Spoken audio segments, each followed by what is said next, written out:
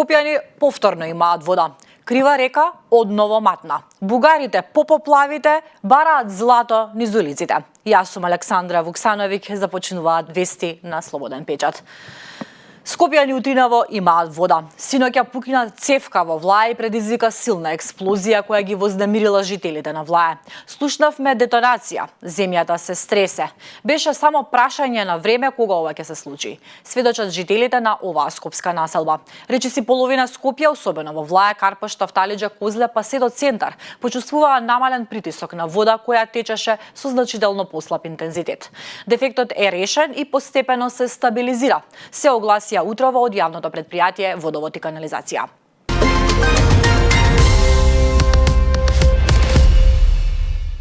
Ке се рушат бесправно изградените објекти на аеродромот Стенковац во кои се организираа свадби. Државниот градежен инспекторат донесе решение за рушење на објект во кои се организираа свадби и други веселби на спортскиот аеродром Стенковец, а со кој оперираа аероклубот Скопје, бидејќи како што велат било дивоградба и небезбеден за организирање на свечености.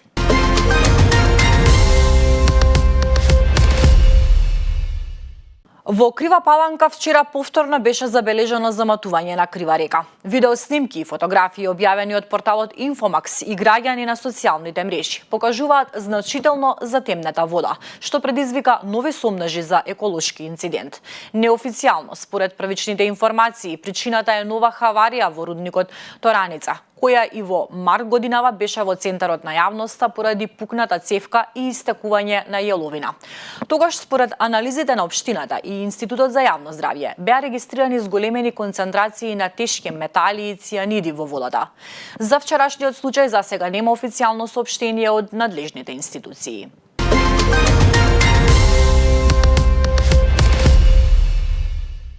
„62 сенки ќе ве следат се додека нема правда“. Со ваков напис беше пречекан премиерот Христијан Мицкоски во Струмица, објави Инфомакс.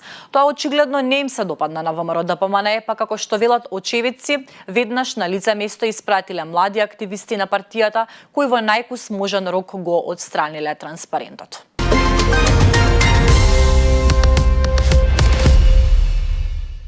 Еден Хрват загина, а двајца се водат за исчезнати по лавина во словенските Алпи. Потрагата беше прекината вчера поради лошите услови, а продолжува денеска. И покрај предупредувањата за лоши временски услови, тројца Хрвати од Далмација во неделата наутро тргнале кон врвот Тоск во Јулиските Алпи. Вкупно 7 биле во групата. 4 останале во планинарскиот дом, Водников дом на Велко поле.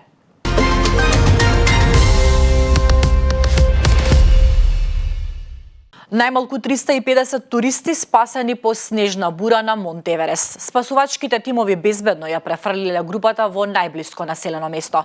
Претходно беше објавено дека речиси 1000 луѓе биле заглавени на околу 4900 метри надморска височина.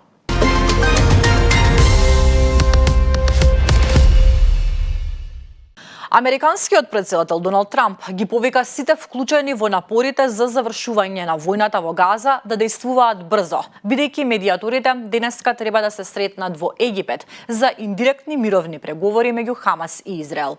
Разговорите доаѓаат откако Хамас се согласи на некои делови од мировниот план на САД од 20 точки, вклучувајќи ослободување на заложниците и предавање на управувањето со Газа на палестинските технократи, но бара преговори за други прашања.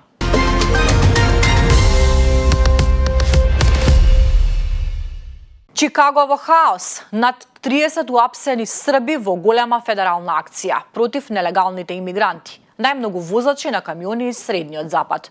Овој бран апсења предизвика голема загриженост во српската диаспора во САД, особено во Чикаго и околните држави. Повод за акцијата беше убиството на американката Кейти Абрахам од страна на лице без владини документи. Акцијата доведе до сериозни тензии меѓу чикашката полиција и федералните агенти.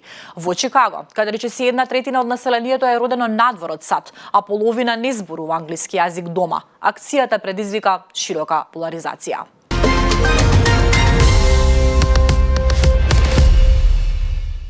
Украинско гранатирање на рускиот регион Белгород ја оштети енергетската инфраструктура и предизвика прекин на снабдувањето со електрична енергија за илјадници жители.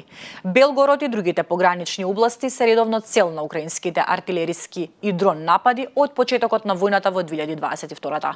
Украина не го коментираше инцидентот. Москва тврди дека се оборила над 250 украински дронови.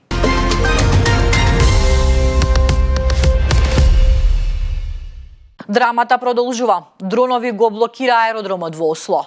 Полицијата соопшти дека пилот на норвешката авиокомпанија пријавил дека утрово видел помеѓу 3 и 5 дронови додека се приближувал кон аеродромот. Извештаите за дронови се уште не се потврдени, а летовите оттогаш се обновени. Европските аеродроми постојано ги суспендира операциите поради дронови во последните недели, вклучително и на аеродромите во Копенхаген и Минхен.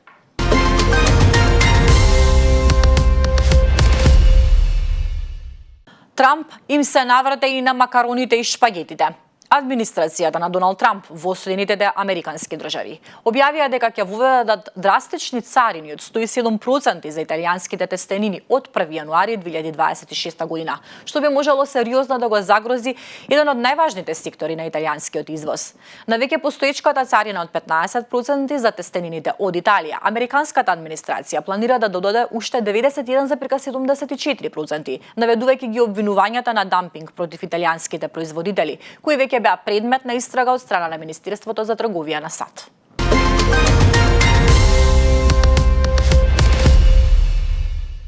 Бугарија на нозе, по бурата бараат злато. Приморскиот бугарски град Царево од вчера е под зголемена полициска контрола, откако во јавноста се прошири информацијата за исчезнат сеф со 2 милиони лева и златни парички по катастрофалните поплави и силното невреме што викендов ја зафати Бугарија. Веста како што пренесуваат бугарските медиуми предизвика невидена златна треска на јужниот брег на Црното море. Градоначалникот даде изјава дека банкноти се појавиле на една од плажите, но нивното потекло се уште не е утврдено. Се предпоставува дека поплавениот бран однел метален сеф од локалната компанија за тешка механизација, во кој имало документи за камиони, багери и евентуално пари. Ова беше последната информација во вестите на Слободен печат. Ви благодарам за вниманието и за довербата. Повеќе информации ќе најдете на slobodnpečat.mk.